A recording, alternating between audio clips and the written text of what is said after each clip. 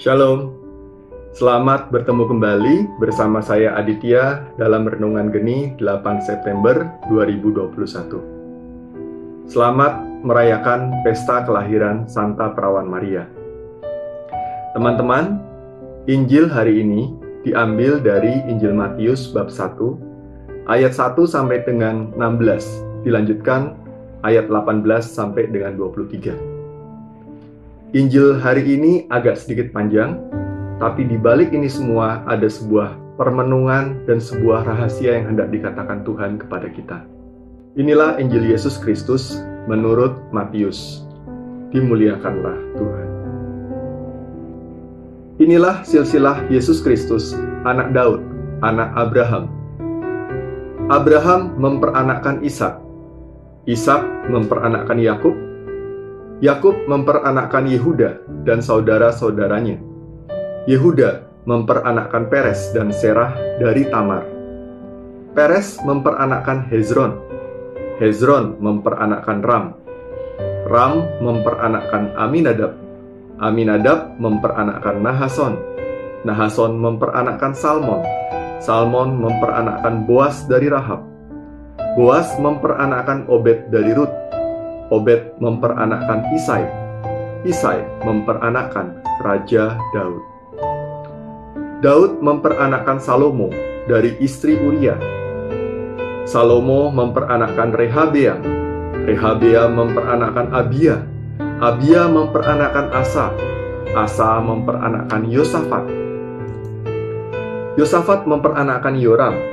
Yoram memperanakkan Uzia. Uzia memperanakkan Yotam. Yotam memperanakkan Ahaz. Ahaz memperanakkan Hizkia. Hizkia memperanakkan Manasye. Manasye memperanakkan Amon. Amon memperanakkan Yosia. Yosia memperanakkan Yehonya dan saudara-saudaranya pada waktu pembuangan ke Babel. Sesudah pembuangan ke Babel, Yehonya memperanakkan Sealtiel. Sealtiel memperanakkan Serubabel. Serubabel memperanakkan Abihud. Abihud memperanakkan Eliakim. Eliakim memperanakkan Azor. Azor memperanakkan Sadok. Sadok memperanakkan Achim. Achim memperanakkan Eliud. Eliud memperanakkan Eleazar. Eleazar memperanakkan Matan. Matan memperanakkan Yakub. Yakub memperanakkan Yusuf, suami Maria, yang melahirkan Yesus yang disebut Kristus. Kelahiran Yesus Kristus adalah seperti berikut. Pada waktu Maria, ibu Yesus bertunangan dengan Yusuf, ternyata Maria mengandung dari Roh Kudus. Sebelum mereka hidup sebagai suami istri. Karena Yusuf suaminya seorang yang tulus hati dan tidak mau mencemarkan nama istrinya di muka umum, ia bermaksud menceraikannya dengan diam-diam.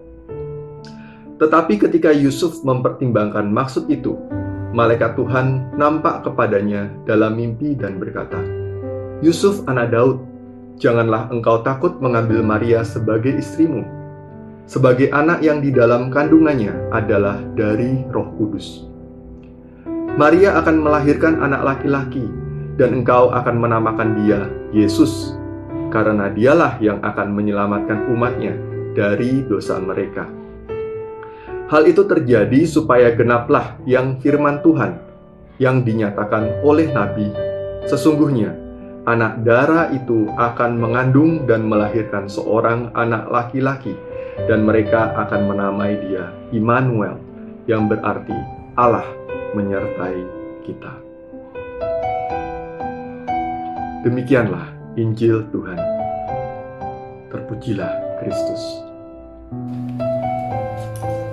Bapak Ibu terkasih, penulis Injil Matius mengawali Injil suci hari ini dengan silsilah Yesus Kristus. Kenapa? Karena penulis Injil hendak mengatakan kepada para pembacanya orang Yahudi bahwa Yesus Kristus memang benar adalah Sang Mesias yang berasal dari keturunan Daud. Kemudian, Injil ini menceritakan dengan sangat detil garis keturunan Yesus dari Abraham hingga kepada Daud, sampai pada Yesus Kristus.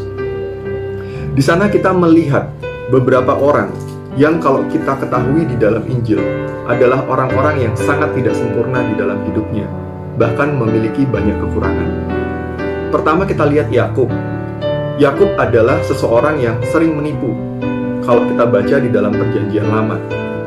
Kemudian dia juga seorang yang bergumul dengan Allah, bergulat dengan Allah, sampai dia terluka secara spiritual. Orang ini ditulis namanya di dalam silsilah Yesus Kristus. Teman-teman, pernahkah kita mengalami satu pergumulan di dalam hidup kita yang berat dengan firman Allah? Kita berjuang untuk menghidupi firman Allah dan Injil, tapi kita terus berhadapan dengan dunia ini. Kita bergumul hingga kita terluka secara spiritual. Kita terluka secara rohani. Kita susah untuk mengerti Allah. Tapi ternyata, untuk orang-orang seperti Yakub, saya dan Anda yang mungkin bergumul dengan firman Tuhan, Tuhan tetap menginginkan kita untuk menjadi bagian dari keluarganya. Kedua adalah Rahab. Kita ketahui Rahab adalah seorang wanita yang ketika Israel mau masuk ke tanah terjanji, dia adalah seorang yang menyembunyikan dua mata-mata Israel sehingga mata-mata tersebut tidak dibunuh. Sehingga ketika Israel menyerang ke dalam kota Yeriko, Rahab diselamatkan dan dia tidak dibunuh. Dan Rahab dicatat di dalam Injil hari ini bahwa dia melahirkan salah seorang dari leluhur Yesus Kristus. Siapa Rahab? Dia adalah seorang pelacur. Dia melacurkan diri kepada dosa. Saya pun begitu. Saya pernah hidup di dalam kubangan dosa, melacurkan diri ke dalam dosa. Tapi ternyata Tuhan tetap menginginkan Rahab dan saya untuk menjadi miliknya. Dan yang ketiga adalah Ruth. Ruth bukanlah seorang bangsa Israel murni, tapi dia berasal dari keturunan Moab. Dia menikah dengan seorang Israel. Tapi ketika suaminya meninggal, dia tidak memutuskan kembali ke negerinya, tetapi dia memutuskan meninggalkan negerinya dan tinggal bersama ibu mertuanya. Dia akhirnya pindah ke Bethlehem, meskipun dia mungkin pada satu titik merasa terasing. Teman-teman, mungkin kita juga pernah merasa terasing. Saya pun pernah. Tapi di tengah komunitas yang baru, di tengah situasi yang tidak mengenakkan bagi kita, tapi ternyata bagi orang-orang yang merasa terasing tersebut, Kristus juga menginginkan kita. Dan yang keempat adalah kita melihat Raja Daud sendiri. Mungkin Raja Daud terkenal sebagai raja yang sangat hebat di Perjanjian Lama. Dia mengalahkan Goliat, dia menaklukkan kota suci Yerusalem, dia mempersatukan suku-suku Israel, dia membawa bait Allah. Tapi dia juga seorang pembunuh, dan dia juga berzinah. Satu titik saya juga pernah seperti Daud yang memanfaatkan posisi dan kedudukan. Kita seorang yang berkuasa, kita menyalahgunakan kekuasaan, dan mungkin kita punya dosa tersembunyi dan merasa tidak layak. Tapi ternyata Tuhan tetap menginginkan Daud, dan dia juga menginginkan kita untuk menjadi keluarga kerajaannya. Terakhir ada nama-nama seperti Azor, Eliakim, dan Sadok. Siapa dia? Orang-orang yang tidak dikenal, tidak ada yang tahu. Siapa mereka? Tidak ada yang tahu. Kita mungkin juga merasa demikian. Siapa saya? Tidak dikenal. Saya bukan siapa-siapa kok. Tapi ternyata orang-orang seperti itu pun Tuhan tetap menginginkan mereka. Dan kalau Tuhan menginginkan mereka, Tuhan juga menginginkan saya dan Anda. Teman-teman, ternyata di dalam Injil hari ini kita melihat bahwa kita adalah sebuah keluarga manusia yang tidak sempurna. Tapi Tuhan tetap memilih untuk masuk ke dalam keluarga kita yang tidak sempurna itu. Dan ini adalah kabar baik bagi kita. Dan di dalam satu khotbah, saya pernah mendengar khotbah Ignatius Suharyo. Dia menceritakan bahwa kisah sengsara diceritakan dengan detil. Kenapa? Karena itu bukanlah kisah kegagalan, tapi melainkan sebuah kisah cinta.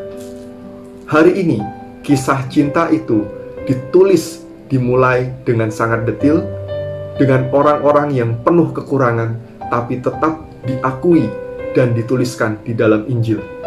Kenapa? Karena Tuhan menginginkannya. Tuhan menginginkan mereka. Tuhan menginginkan saya, dan Tuhan menginginkan Anda. Amin.